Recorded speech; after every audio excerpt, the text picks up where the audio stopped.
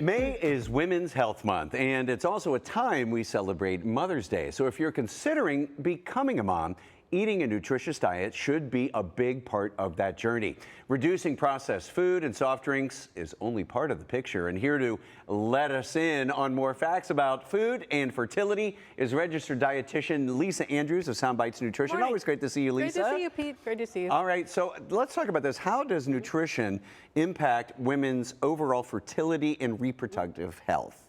So studies find that consuming a Mediterranean diet, which is high in plant-based, so some plant-based proteins like beans and lentils, also getting healthy fats in your diet, avocados, olive oil, walnuts in particular because of their omega-3 content. It helps to improve insulin sensitivity, which is important because something, a condition called polycystic ovary syndrome is really common in women that suffer infertility. The other thing is that, it just preps your body to prepare for a baby. So things like leafy greens are a good source of folate.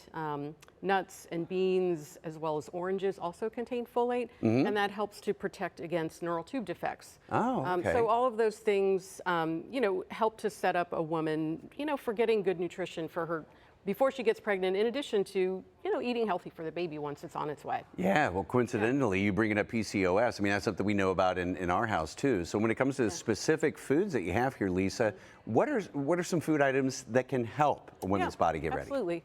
So I mentioned the healthy fats, so things like olive oil. I've got some mayonnaise that's made with avocado oil. I've got some avocados themselves, and again, nuts and seeds are great. Seems like avocado is like a miracle food. Oh yeah, eat the avocados. They're great. Yeah. And they're also a good source of vitamin E, which is another antioxidant that helps to protect your cells, your DNA, all those good things. I've got some beautiful greens from 80 Acres Farms. I want to thank them for the samples. These are hydroponic, no pesticides. They're grown inside, no bugs, no dirt. They last a long time, which is really important because one thing I hear from my clients is, I buy vegetables and then they go to die in the refrigerator. Right. So, my motto is food is for eating. So if we're not eating it, what's the point? So, make things accessible, buy seasonal stuff. So I've got some beautiful berries here. You can still get apples and oranges this time of year. Yeah, because it seems like that's the thing. You have the best intentions, you buy the food, but then you actually have to eat it too. So, all right, I know you were also talking about like the salmon over there. Seems to be like another thing. What is the value of that when it comes to fertility? So one thing I should caution is, women are concerned about mercury when they're pregnant. So salmon is technically a lower mercury fish.